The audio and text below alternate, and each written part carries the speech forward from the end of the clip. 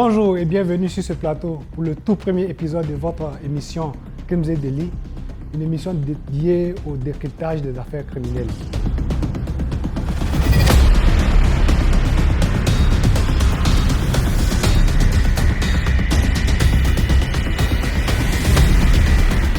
Des faits qui se déroulent sur l'étendue du territoire ivoirien, dans les hameaux, les villages et même les plus grandes agglomérations.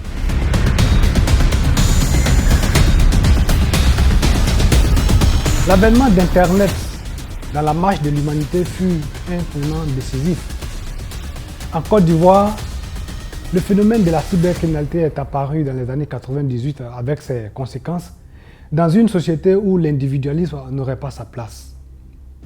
Si dans les familles africaines, l'aîné est toujours censé protéger le plus jeune, il arrive parfois des cas où le grand frère devient le bourreau du cadet.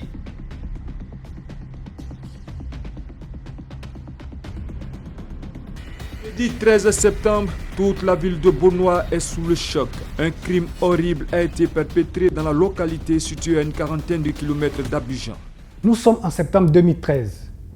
Evra, un adolescent très calme avec des troubles de langage, a grandi avec son oncle qui est pour lui comme un père. Et comme la plupart des enfants de son âge, Evra passe la majeure partie de son temps sur Internet où il a été vite capté par l'amour du gain facile issu du boutage.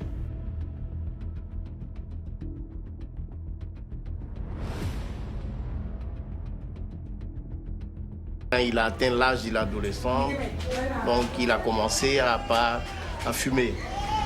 Un après-midi du 13 septembre, un vendredi 13, perçu par beaucoup de superstitieux et de mystiques comme une rude bataille entre le bien et le mal.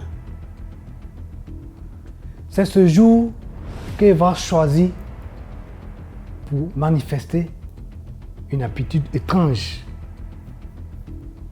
Au lieu d'être au cyber comme à ses habitudes, ou en train de discuter des prouesses de Cristiano Ronaldo avec ses amis, il traîne dans les aires de jeu d'un groupe d'enfants.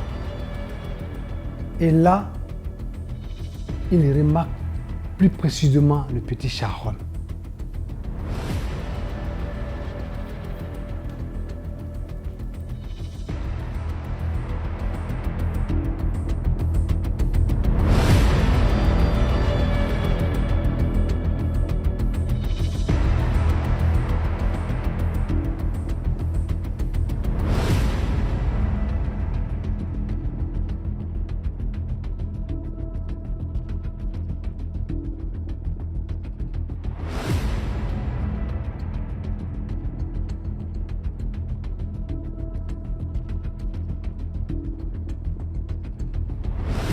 Mais qu'est-ce qui arrive à Evra? Qu'est-ce qui explique une violence de sa part sur un enfant qu'il connaît depuis le bas âge? Serait-ce une folie soudaine ou une vengeance qu'il a assouvie? Les cibles de ces crimes rituels, généralement, ce sont les enfants. Les enfants en premier lieu et les femmes.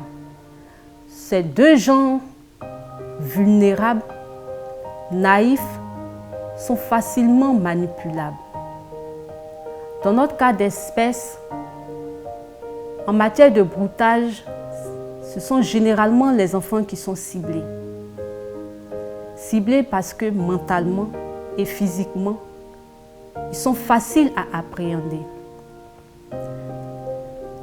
Tous ces éléments font de l'enfant la cible idéale pour ces adeptes au mysticisme. Oh donc, ce n'était pas une simple balade entre aîné et cadet.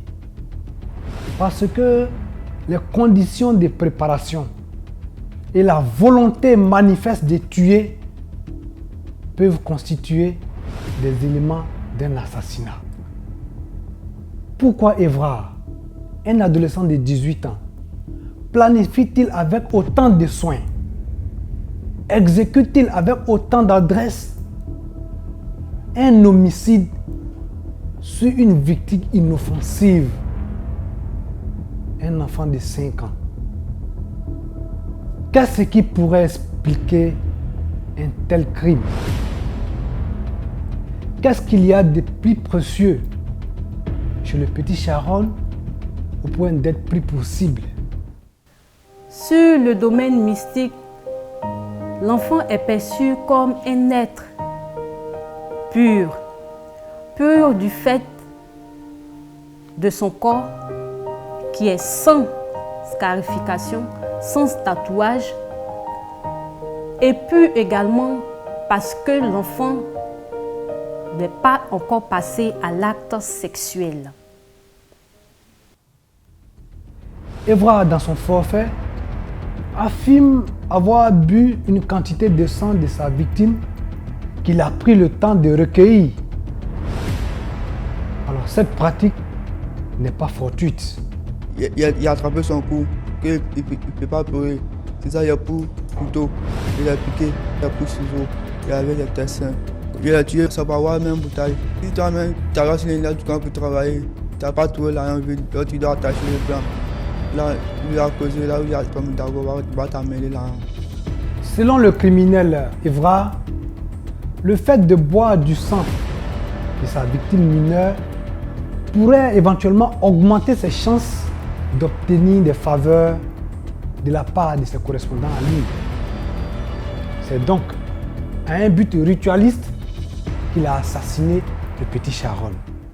En ce qui concerne les manifestations du broutage associées aux pratiques rituelles, plusieurs manifestations se présentent.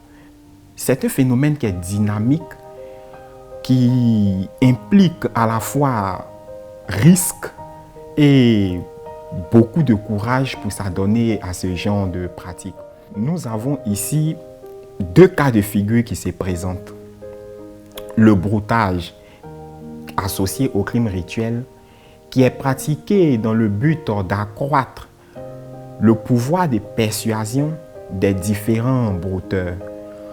Ici, Evra, en voulant obtenir beaucoup d'argent, Evra, en voulant augmenter son pouvoir de persuasion, s'est laissé manipuler par un féticheur sous prétexte que, en prélevant des organes, sous prétexte que, en ôtant la vie à un enfant, il pouvait augmenter son pouvoir de persuasion dans la pratique du broutage. Prendre un enfant,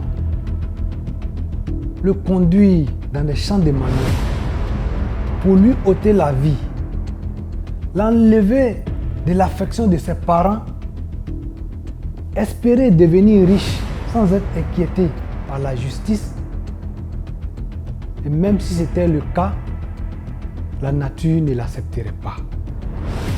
Evra a voulu cacher son crime crapuleux sous les tiges de manioc, mais il finira par être mis à nu, déterré comme des tubercules de manioc. Aux environs de 8 heures, j'étais arrivé dans ma bananeraie et j'ai vu un jeune homme qui était assis à côté d'un sac. Et il s'est mis à courir. Quand j'ai regardé, le sac même était ouvert. Voilà l'enfant de 5 ans, joli garçon qui est dans le sac. J'ai dit, mais celui-là, c'est un assassin. Ne dit-on pas que le criminel revient toujours sur les lieux du crime? Evra va finir par confirmer cette pensée. Une fois perçu par le propriétaire du champ dans lequel le crime a lieu, Evra va prendre ses pieds à son cou, mais pas pour une longue distance, puisqu'il sera rattrapé et mis aux arrêts par la police de la ville. Pour l'instant, il a été appréhendé, il est gardé à vue au commissariat de police ici pour l'essai d'enquête. Le jeune Boni Evra aurait-il agi seul? La question demeure. Une chose est sûre, les habitants de la ville de Bournois s'interrogent toujours sur le mobile de ce crime crapuleux. Certainement qu'il n'avait pas prévu cette étape dans sa planification. Et les dons de voyance des féticheurs ne l'ont pas servi. Ici, Evra a commis un crime sur la personne d'un mineur de 5 ans. Il a été par la suite appréhendé est jugé et condamné. Il purge sa peine à la maison d'arrêt de correction de Grand Bassam. Evra est incarcéré à la prison de Grand Bassam. J'obtiens l'autorisation exceptionnelle de le rencontrer. C'est ce jeune homme? Voilà. Bonjour monsieur. Ça va? Ta mère et ton beau-père, ils sont certains que c'est toi qui as tué l'enfant.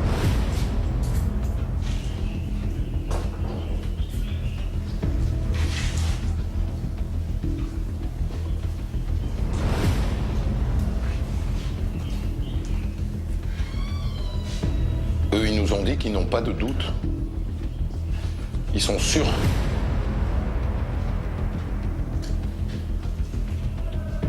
Et les policiers aussi, d'ailleurs. Tu avais encore le sang sur la bouche. Tu avais le sang, n'est-ce pas? Ici. Non. Si. Si.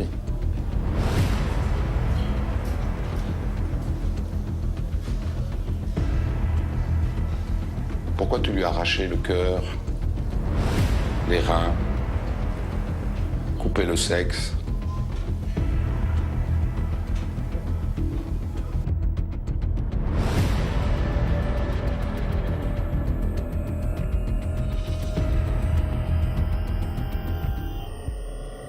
Normalement, sa condamnation répond à deux questions, c'est-à-dire protéger la société et également éduquer l'individu qui a été mis aux arrêts. Bien avant d'arriver en prison, il faille que certaines mesures soient prises.